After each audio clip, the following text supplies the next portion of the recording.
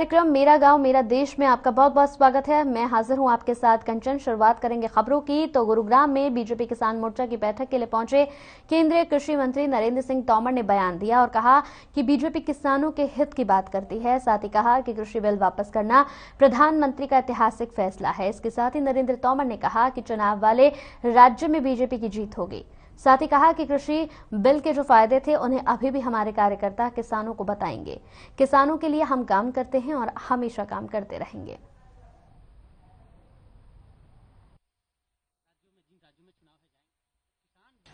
आप तो इधर उधर मत झांको। उत्तराखंड में और उत्तर प्रदेश में भारतीय जनता पार्टी की विजय यात्रा चल रही है। उस विजय यात्रा पे फोकस करो और आप सबके सहयोग से, जनता के आशीर्वाद से जो चुनाव होने वाले राज्य हैं उनमें भारतीय जनता पार्टी विजय प्राप्त करेगी। डैमेज कंट्रोल उत्तराखंड जा रहा हूं। खबर रेवाड़ी से है, जहां केंद्रीय रेल मंत्री अश्विनी वैष्णव कंटेनर फैक्ट्री का निरीक्षण करने पहुंचे।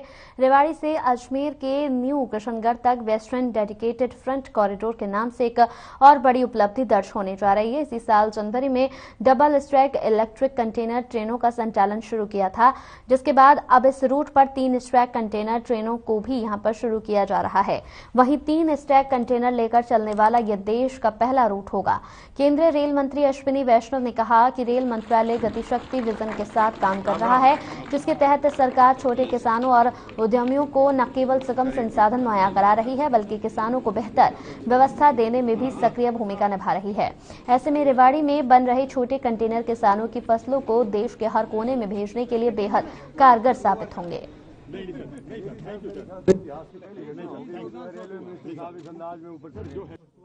माननीय प्रधानमंत्री श्री नरेंद्र मोदी जी का विजन है, जो छोटे हमारे व्यापारी हैं और जो छोटे किसान हैं और जो छोटे उद्यमी हैं, उनके लिए एक सुगम साधन की व्यवस्था की जाए।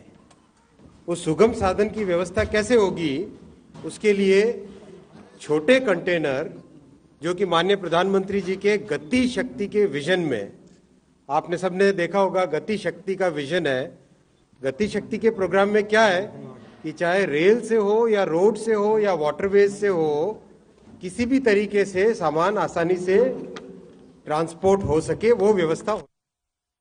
खबर बल्लभगढ़ से है। बल्लभगढ़ में मंडल स्तर पर आयोजित बैठक का यहां पर आयोजन किया गया, जिसमें परिवहन मंत्री मूलचंद शर्मा ने शिरकत की।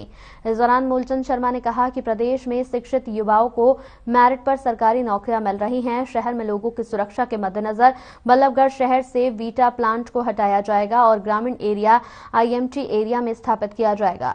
मूलचंद शर्मा ने कहा कि देश प्रदेश में बीजेपी की सरकार जनता की मूलभूत सुविधाओं को यहां पर पूरा करने के लिए काम कर रही है, लगातार और आगे भी काम करती रहेगी।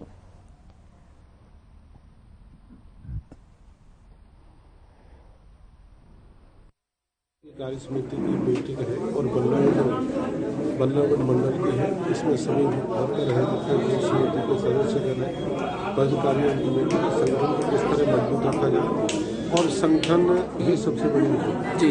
और भारतीय जनता पार्टी का दुनिया का सबसे बड़ा संगठन जी।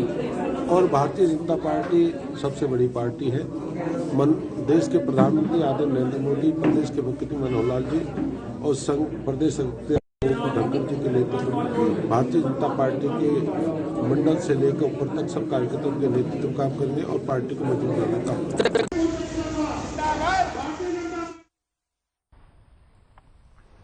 फरीदाबाद के तिगांव से बीजेपी विधायक राजेश नागर के निवास स्थान पर बीजेपी मंडल स्तरीय कार्यकर्ता समिति की बैठक हुई। इस मौके पर राजेश नागर सहित सभी पदाधिकारी, कार्यकर्ता, मोर्चा सदस्य मौजूद रहे। बैठक में विधायक राजेश नागर ने कार्यकर्ताओं को संबोधित करते हुए कहा कि अगर हमारे कार्यकर्ता मजबूत हैं तो पार्टी अपने आप में मजबूत रहेगी। उन्होंने कहा कि प्रधानमंत्री नरेंद्र मोदी के नेतृत्व में बीजेपी लगातार मजबूती की ओर बढ़ रही है और बीजेपी विश्व की सबसे मजबूत पार्टी बनकर उभरी है। मुख्यमंत्री के यहाँ पर अंत्योदय योजना के बारे में बताते हुए राजेश नागर ने कहा कि अंत्योदय का सही मायने में अर्थ अंतिम व्यक्ति का उदय है।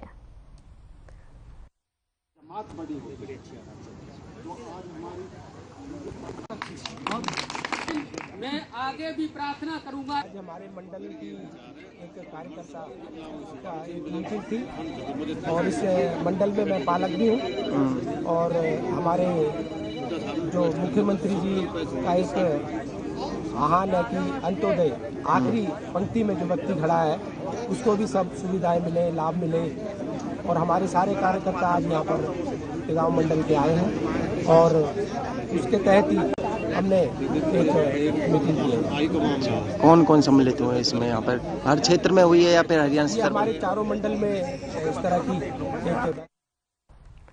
तो फरीदाबाद के सेक्टर 7D स्थित शास्त्री पार्क में मंडल कार्यकारिणी की बैठक का आयोजन किया गया, जिसमें पूर्व उद्योग मंत्री विपुल गोयल हिस्सा लेने के लिए पहुंचे। इस मौके पर पूर्व उद्योग मंत्री विपुल गोयल ने मंडल स्तर के कार्यकर्ताओं को संबोधित करते हुए सभी का मनोबल बढ़ाया और पार्टी की गतिविधियों को जन जन तक पहुंचाने के लिए कार्यकर्ताओं को बीजेपी की नीतियों से अवगत कराया। पूर्व उद्योग मंत्री विपुल गोयल ने ही मंडल के सभी कार्यकर्ताओं को कहा कि पार्टी में ज्यादा से ज्यादा लोगों को जोड़ा जाए ताकि लोगों को पार्टी की गतिविधियों की सीधी जानकारी मिल सके। पूर्व उद्योग मंत्री ने प्रधानमंत्री नरेंद्र मोदी का काशी विश्वनाथ का गौरव बढ़ाने पर यहां पर धन्यवाद भी किया। साथ ही साथ आपको बता दें कि यहां पर उन्होंने कहा कि 12 ज्योतिर्लिंगों में से एक काशी विश्वनाथ मंदिर है जो प्रधानमंत्री ने 1000 करोड़ की लागत से जीर्णोद्धार करने का कार्य किया है। वो एक हिंदुत्व विचारधारा का प्रमाण है और देश के विश्व गुरु बनने की शुरुआत हो चुकी है। आज देश का प्रत्येक नागरिक गौरवान्वित खुद को महसूस कर रहा है। पूर्व मंत्री ने इस मौके पर कहा कि देश और प्रदेश की बीजेपी सरकार ने पिछले 7.5 साल में इतने अहम और ऐतिहासिक कार्य किए हैं जो एक एक कार्य खुद में उपलब्धियां हैं। अगर किताब भी लिख दी जाए तो वो कम है।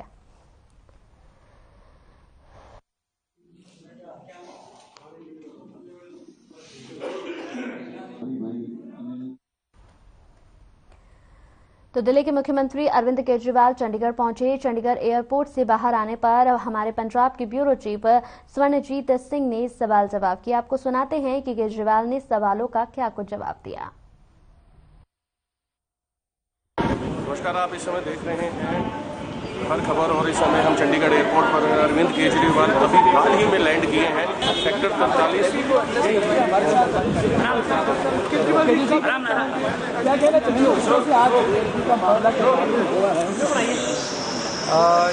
कल भी बेअदबी का मामला हुआ, आज भी बेअदबी का सदर मामला हुआ।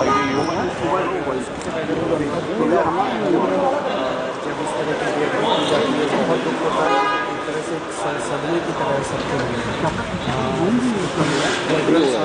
सभी लोग बहुत ज़्यादा इज्जत करते हैं, सभी लोग मानते हैं और जब इस तरह की बेअदबी की जाती है बहुत बुरा होती है।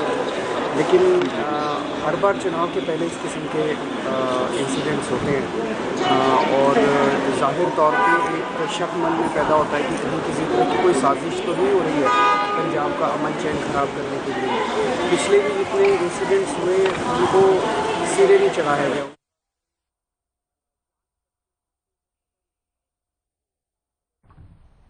तो भिवानी में एचटेट लेवल 2 की परीक्षा देने गई छात्रा परीक्षा केंद्र की छत से नीचे गिर गई, जिसके बाद छात्रा को घायल अवस्था में चौधरी बंसीलाल नागरिक अस्पताल में भर्ती कराया गया। बता दें कि गांधी राजकीय महिला महाविद्यालय में परीक्षा देने गई छात्रा भिवानी की अंबेडकर कॉलोनी की रहने वाली है।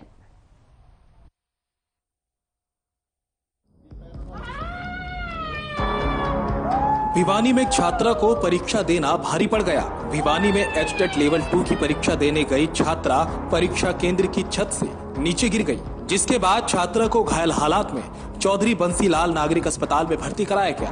आपको बता दें कि भिवानी में एचटेट की परीक्षा चल रही है, जहां विद्यार्थी परीक्षा केंद्रों पर परीक्षा देने पहुंचे। वहीं भिवानी की अंबेडकर कॉलोनी में रहने वाली रिंकू राजीव गांधी राजकीय महिला महाविद्यालय में परीक्षा देने गई थी, लेकिन छात्रा परीक्षा देने से पहले ही परीक्षा केंद्र की छत से नीचे गिर गई। अभी पेशेंट कॉन्शियस है, वो फॉल फ्रॉम हिस्ट्री के साथ में आई थी, कॉन्शियस है, ओरिएंटेड है, बट उस स्पाइन इंजरी के चांसेस हैं उनको, तो अभी सीटी के लिए भेजा हुआ है इनिशियल ट्रीटमेंट देने के बाद में। सर क्या सुनने में आया? हालांकि जो लोग लेकर के आए थे उन्होंने कुछ बताया कि लड़की कैसे? सुनने में ये आ रहा है कि वो कॉलेज में एग्जाम देने आई थी और छत पे बंदर आने की वजह से वो एकदम से डर के मारे छलांग लगा दी उसने, यही प्रिलिमिनरी सामने आया। आपको बता दें कि गांधी राजकीय महिला महाविद्यालय में परीक्षा देने गई छात्रा भिवानी के अंबेडकर कॉलोनी की रहने वाली है।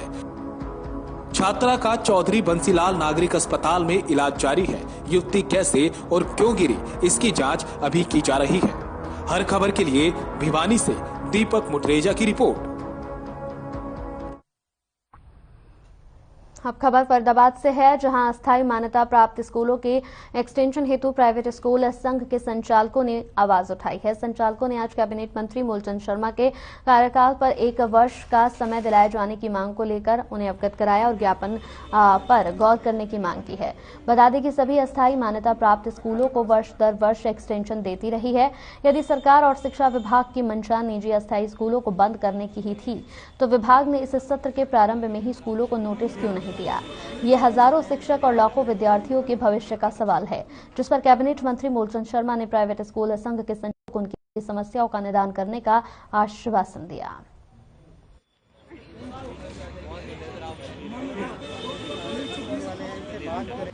प्राइवेट स्कूल एसोसिएशन के सभी स्कूल के मुझे सभी अध्यापक भेजे और उनकी एक ही हमें मान्यता दी जाए, स्थायी मान्यता। और दूसरा क्या है कि समय बच्चों का अभी फॉर्म का है, उसकी मान्यता प्रदान करने का काम करें और जिससे 1140 1150 के आसपास से बताते हैं, 1150 पूरे हरियाणा में और जब 150 के आसपास फरीदाबाद है। मूलचंद शर्मा जी हमारे कैबिनेट मंत्री हरियाणा सरकार के, सभी स्कूल संचालक हम इकट्ठे होकर के आज उनसे मिले। हमारी एक बहुत बड़ी समस्या थी, हमने मूलचंद शर्मा जी को पहले भी एक ज्ञापन दिया था 2 अक्टूबर को और ज्ञापन में हमने लिखा था कि जो 1 साल की एक्सटेंशन सरकार करती है इन बच्चों को भरा देखते हुए, जो 20-22 साल से टेम्परेरी मान्यता के कुछ स्कूल चले आ रहे हैं, फरीदाबाद में भी ऐसी स्कूल है, हाल हरियाणा में भी ऐसी स्कूल है, तो सरकार ने वो अब तक नहीं की है। हमने आज उनसे गुहार लगाई है, प्रार्थना की है कि भाई जल्दी से जल्दी इस एक्सटेंशन को कर दिया जाए।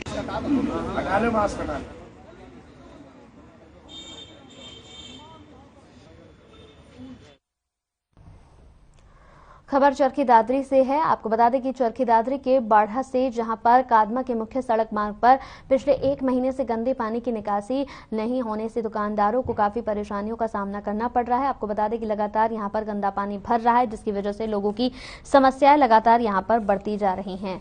अधिकारी इस और किसी भी तरह से कोई ध्यान नहीं दे रहे हैं। दुकानदार काफी परेशान हैं।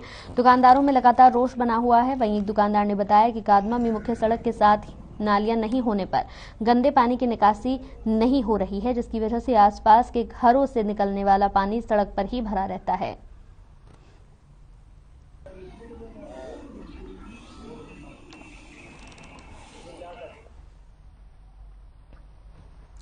तो खबर नलवा से है, जहां गांव गुजार में सहकारी समिति में यूरिया खाद वितरण किया जा रहा है। बता दें कि गांव की सहकारी समिति में 400 बैग ही उपलब्ध हैं, जहां इन 400 बैग को 3 गांव में वितरण किया जाएगा।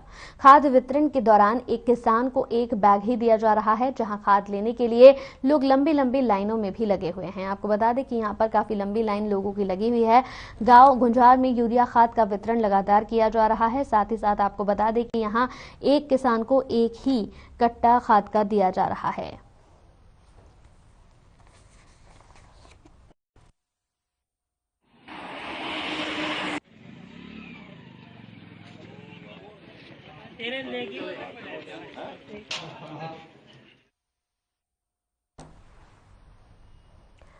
तो वहीं खबर चरखी दादरी से, जहां कितलाना टोल पर 2 जनवरी को होने वाले सर्वे खाप महापंचायत की तैयारियों को लेकर सांगवान खाप ने पंचायत बुलाई। बैठक का आयोजन सांगवान खाप 44 के प्रधान और दादरी से विधायक सोमवीर सांगवान की अध्यक्षता में किया गया। आज का जो हमारी पंचायत आप लोगों की बहुत बहुत मेहरबानी, धन्यवाद। जय हिंद, जय भारत। कि अपने दादा सांगू के खून से पैदा हुए दोनों भाई कर। झज्जर में लघु सचिवालय पर अनिश्चितकालीन धरने को लेकर आंगनबाड़ी वर्कर्स यहां पर लगातार प्रदर्शन कर रही हैं। हजारों की तादाद में महिलाएं इकट्ठा होकर सरकार से अपनी मांग मनवाने के लिए प्रदर्शन कर सरकार के खिलाफ नारे भी लगा रही हैं। आंगनबाड़ी वर्कर्स का कहना है कि सरकार जल्द से जल्द महिलाओं की समस्याओं का समाधान करे, नहीं तो सरकार को यहां पर ईंट से ईंट बजवाने का कार्य आंगनबाड़ी वर्कर्स महिलाएं करेंगी।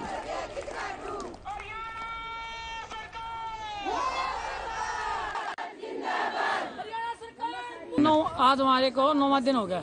अच्छा, हरियाणा सरकार जो से तो नहीं मसकरी, और हमारा मेन पर्पस यही है, हम काम करेंगे, काम करने से मना नहीं करते, हम ऑफलाइन काम करेंगे। हम हमारी बहनें लिस्ट बना के देंगी।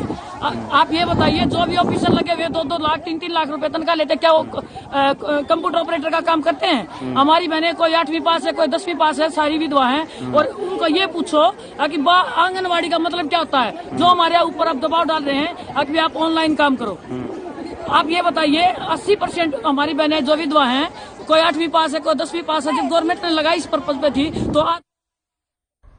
खबर फरीदाबाद से है, जहां प्रदेश के राज्यपाल बंडारू दत्तात्रेय सेक्टर 8 के सर्वोदय हॉस्पिटल में इंडियन सोसाइटी ऑफ यहां पर ऑन्कोलॉजी की वार्षिक कॉन्फ्रेंस इनोवेशन इन ऑन्कोलॉजी में बतौर चीफ गेस्ट शिरकत करने पहुंचे।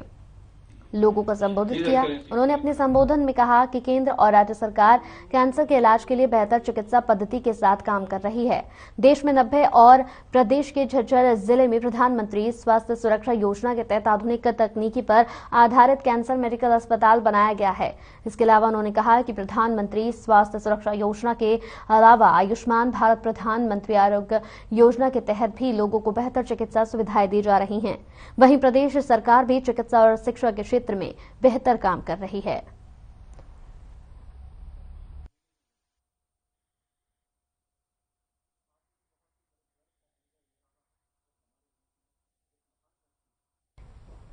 ग्रामीण सफाई कर्मचारी यूनियन C2 को 2 दिवसीय दूसरा यहां राज्य सम्मेलन झज्जर की श्री कृष्ण यादव धर्मशाला में संपन्न हुआ, जिसमें 37 सदस्य राज्य कमेटी का चुनाव किया गया। वहीं सम्मेलन को शुभकामनाएं देते हुए C2 के प्रधान विनोद ने बताया कि जिस काम को आम आदमी करना पसंद नहीं करता है, उस काम को सफाई कर्मचारी करते हैं। उन्होंने कहा कि सफाई कर्मचारी शोषितों के आदिम रूप है। सफाई कर्मचारी दुनिया को साफ सुथरा करके चमकाने का काम करते हैं, लेकिन उनके हिस्से यहाँ धूसर अंधेरा ही होता है। किसान आंदोलन की जीत ने दिखा दिया कि एकता और संघर्ष के दम पर ही बड़ी से बड़ी लड़ाइयों को जीता जा सकता है।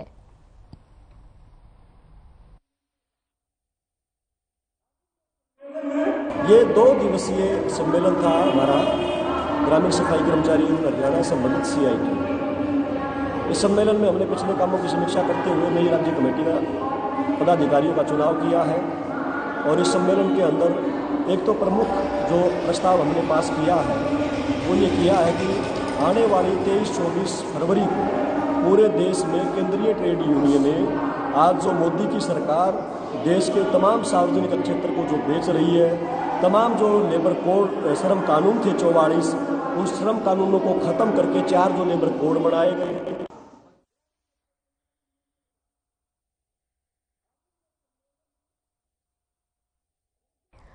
गोलाचिका में नेकी का घर संस्था की ओर से 7वां विशाल रक्तदान कैंप का आयोजन किया गया। ये कैंप महावीर दल अस्पताल पटियाला रोड चीका में लगाया गया, जहां महावीर दल के डॉक्टरों ने रक्तदान कैंप में अपना अहम योगदान दिया। वहीं धार्मिक संस्थाओं में बढ़ चढ़कर हिस्सा लिया गया और कहा कि रक्तदान सबसे बड़ा महादान है।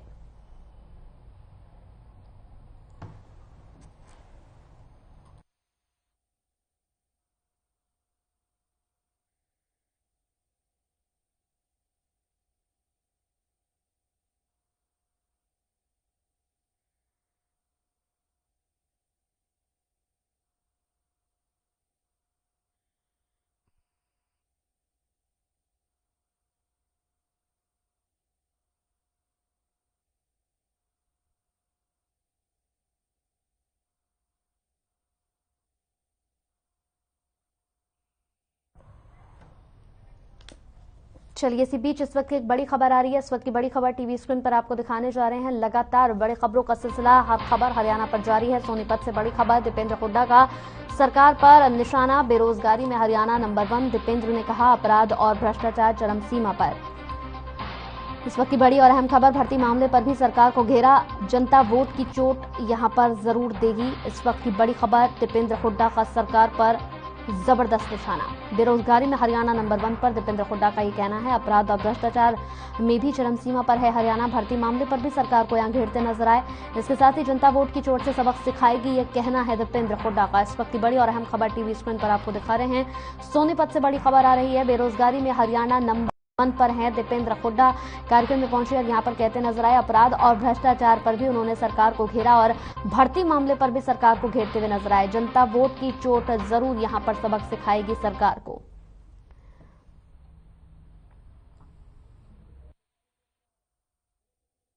डॉक्टर बने, इंजीनियर बने, परीक्षा दी है और आपने धैर्य, शांति और अनुशासन का जो परिचय दिया है, देश के इतिहास में सुनहरे अक्षरों में नाम लिखा जाएगा कि भारत के प्रधानमंत्री जी को भी, प्रधानमंत्री को आपने झुकाने का काम किया। और सोनीपत के लोगों ने जो इतनी बड़ी आहुति दी, इतनी बड़ी इनकन्वीनियंस थी, लेकिन उसके बावजूद भी आपने आहुति दी कि भाई हम ये जायज अपने हकों की बात करें। तो आज वो आंदोलन की जीत हुई है।